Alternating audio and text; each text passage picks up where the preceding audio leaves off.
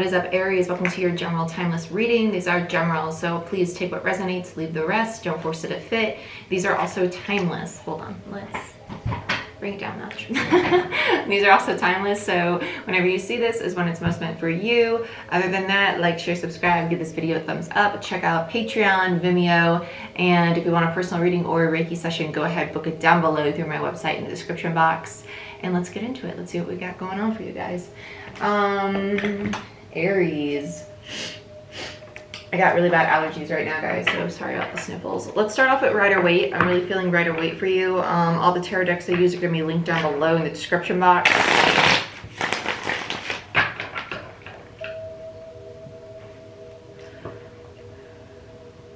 Why do I feel... Okay, so if you guys are new to tarot or not new to tarot, check out How to Interpret Tarot as a viewer. Either you or somebody in your environment is trying to bring something up from the past or resurrect something. I specifically heard resurrect. This doesn't have to be a relationship because I don't specifically focus on love. This could be a business project. This could be an endeavor. This could be something that, hell, you could have been remodeling your house and gave up on it and been like, okay, actually I do want to remodel my kitchen now, right? But we do have Mercury in Aries at this time that I'm recording this. That is about really sudden, really abrupt communication, really direct communication. So if this does involve another person, it could be you or somebody else approaching you at something very sudden, right? You may not be expecting that. So let's get into it.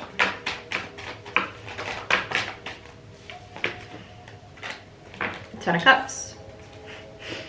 Ten of Cups. Why does this feel like a past energy? It feels very past energy. Ten of Cups is Pisces energy. It does speak to relationships. It also just speaks to the vibration, the frequency of love of a Ten of Cups energy. It speaks to something that you're trying to manifest that's going to bring in an energy of abundance, of happiness. It does speak to romance, but it can also just speak to, I actually just heard fortitude, speak to wanting to achieve this emotional stability for yourself, right? So let's say you started a business for yourself. That's what you embodied was a Ten of Cups energy when you were trying to strive to build that business, right? It doesn't necessarily have to be family and romance. Somebody, this feels more like a friendship than it does a romantic interest, to be honest with you. Yeah, Nine of Wands in reverse and the Nine of Pentacles. This feels like something you might have given up on because of a lack of confidence in self. Yeah, like I said, it feels more like, yep, Six of Cups. It's something from the past. Six of Cups is indicative of the past. Yep. And with the Nine of Pentacles and these Nine of Wands in reverse, two nines, it's telling me that you gave up before the cycle was completed, right? Because nines are indicative of completion. Nine of Pentacles in reverse and a Nine of Wands in reverse. Nine of Wands is the wounded warrior. It's someone who's been through it. It's been really difficult. It's been a struggle. It's been a battle. Nine of Pentacles tells me that there might have been a lot of limiting beliefs coming up or a lack of confidence in oneself, not feeling really stable or secure in the current situation.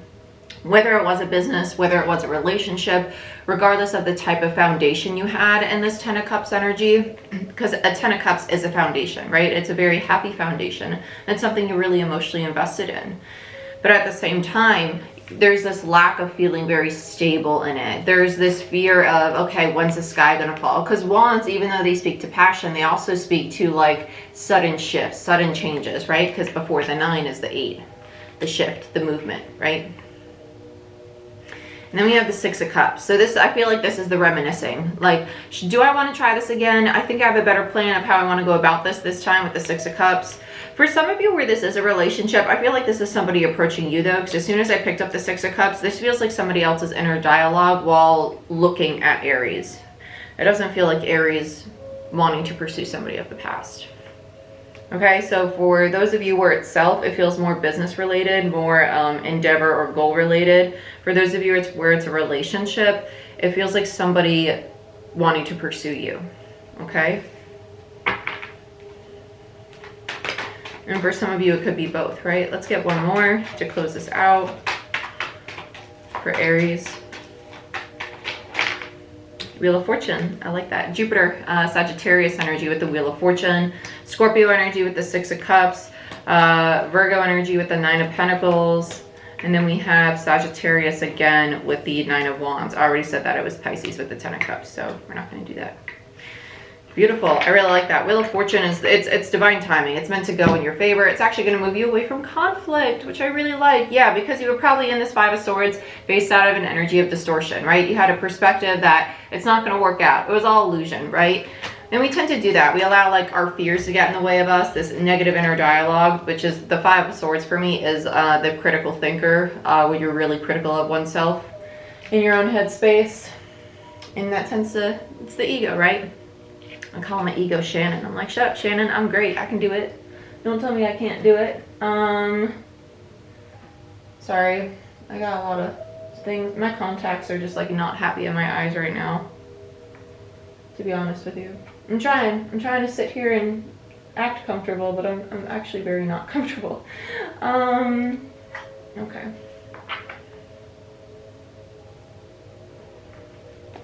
Let's do Sun and Moon Tarot.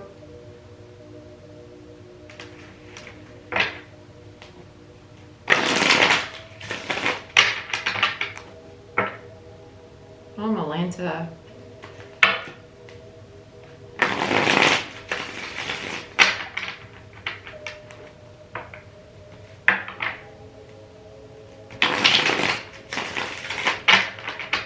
For Aries.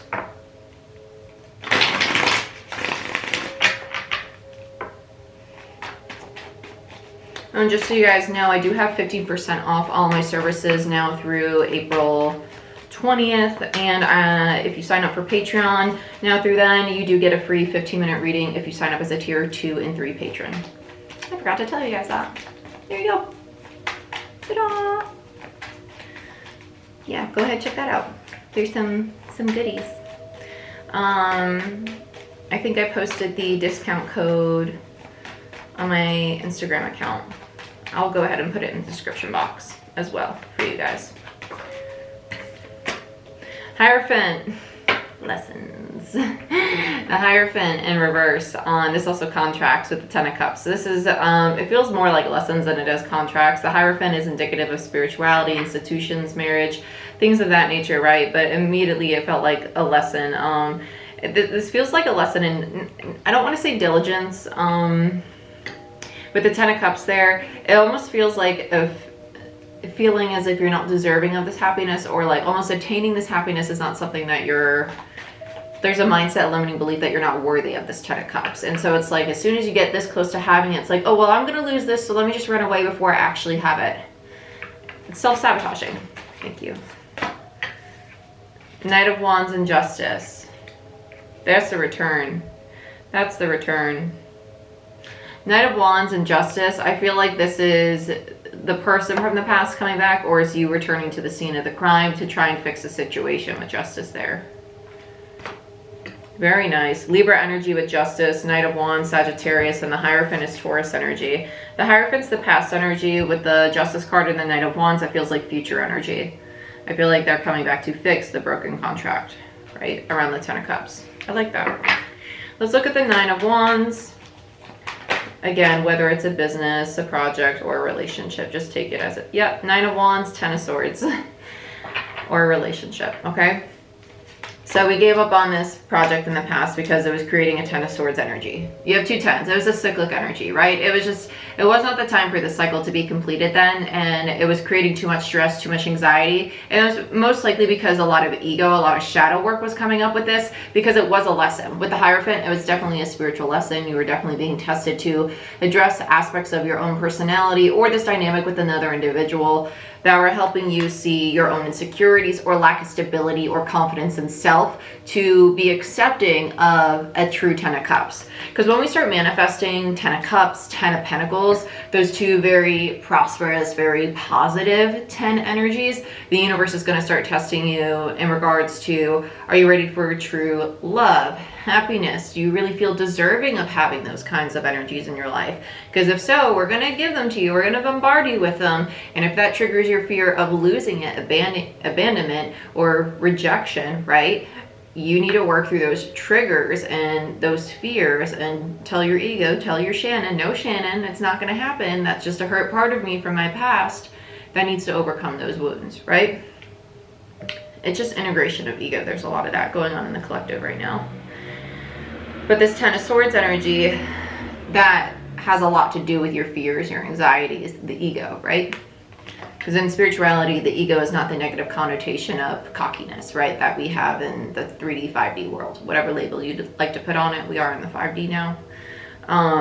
The ego is ruled by your fears, your anxieties, your limiting beliefs, the things that create a little bit of distortion. Not distortion, that's the wrong word. Confusion between your intuition. Because there's a really healthy way to use the ego. You don't want to kill the ego and not have an ego. Your ego is there to protect you. It's just a matter of when to use it and not use it.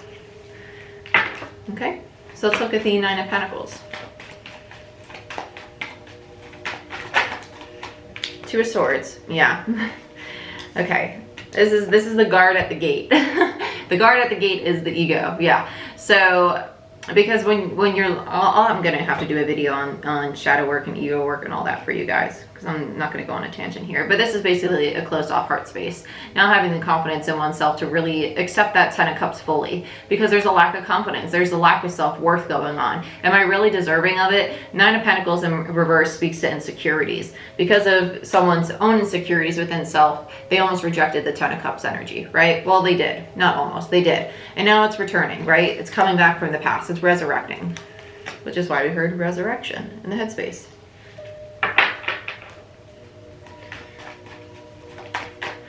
Let's look at the Six of the universe and strength, coming full circle with the universe, the world, right? Just coming full circle. It just speaks to cycles and strength. It's time to address the cycle of the lack of confidence in oneself, the lack of strength, right? To address that cycle. It's a karmic cycle. It's a karmic cycle, and it's coming around again because karmic lessons, right? If we don't learn them, they're just going to come round and round and round again. Like, okay, you didn't learn it the first time. Here it is again. It's kind of like karmic relationships. If you don't fulfill the karmic lesson with one partner, that's probably why you end up in the same dynamic with your next partner, in the same lesson, over and over and over again, until you cement that lesson and finally learn it and integrate it, understand it. Then you don't end up in those dynamics anymore. It's the same thing here. You're being pushed into a similar dynamic, if not the same one, to address these insecurities, to overcome it. Very, very nice. Very, very nice. So kind of repeating history. 10 of Cups 2.0. I like it though, because that means that you have a chance to really accept this 10 of Cups and not let your fears get the best of you. This is a really good karmic lesson because it's trying to bring you a 10 of Cups. It's not trying to bring you a 10 of Swords. The 10 of Swords is brought in because of your own fears and anxieties getting away. That's kind of a self-imposed 10 of Swords. It wasn't a universal energy bringing that in. That was self-imposed because it's on the Nine of Wands in reverse. It's on the person tapping out, right? Let's look at the Wheel of Fortune. Nine of Wands, there it is again. Yeah, but it's upright this time. Don't give up. Just keep going through it. Accept the changes, because change is going to occur. That evolution is going to occur when we step outside our comfort zone, when things get a little shaky, when they get uncomfortable. The Magician, when you step into your power and you realize that you do have all the tools that you need. You have the Wand, the Cup, the Swords, the Pentacles. You have everything you need to achieve that much and more, okay? It's not something that you cannot overcome, but your ego is going to tell you that, oh, well, I'm not deserving of this. Oh, I can't have that. No, that's what the ego might say those things in order to protect you so you don't experience pain or fear or anxiety or a trauma that you've already had in childhood or a previous time in your life, right? The ego does that because the ego's purpose is to protect self. But as we get into adulthood, the ego starts to take the steering wheel. And we need to be consciously aware of the fact that we're in control, not the ego. And so by naming your ego, it makes it something separate than self. And you start to identify and realize how frequently which one of you is steering the wheel, okay? So let's look at the Five of Swords.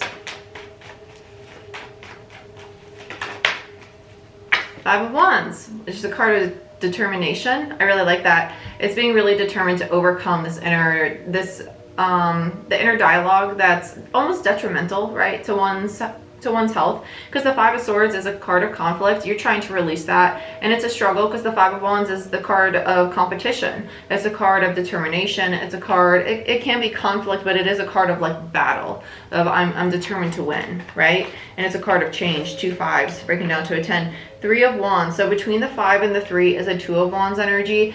It's because you want new opportunities. You don't want to continue down the old path with the Two of Wands energy in reverse there. You don't want the path that you've been on. You want a new one. You want new opportunities with the Three of Wands in reverse. And it's almost like you see this cycle now. You're aware of the cycle. You don't want to keep repeating it. Bottom of the deck, your ending overall energy, Death in reverse, which is indicative of rebirth in this deck, which is absolutely beautiful. The Phoenix, Scorpio energy, I love that because you want to go through a transformation because you recognize it now. You see that cycle. Very freaking nice. I love it. Beautiful. Very nice, Aries. This is what I have for you guys. Check out Patreon if you want to have access to the monthly readings as well as Vimeo. I post them on there. Patreon also has energy shift readings, moon cycle readings, and weekly Patreon only videos. And then check out my website for your personal readings, Reiki sessions, and mentoring if that's something that you're interested in. And I will post that promo code in the description box for you guys as well. That is good till April 20th. Okay, so I love you and I'll see you guys next time. Like, share, subscribe. Also, give this video a thumbs up and hit that notification bell to see when I post and when I go live. Okay, bye.